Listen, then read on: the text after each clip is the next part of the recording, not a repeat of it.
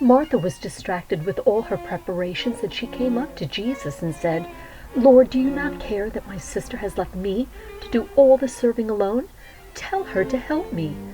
But the Lord answered and said to her, "Martha, Martha, you're worried and bothered about so many things, but only one thing is necessary.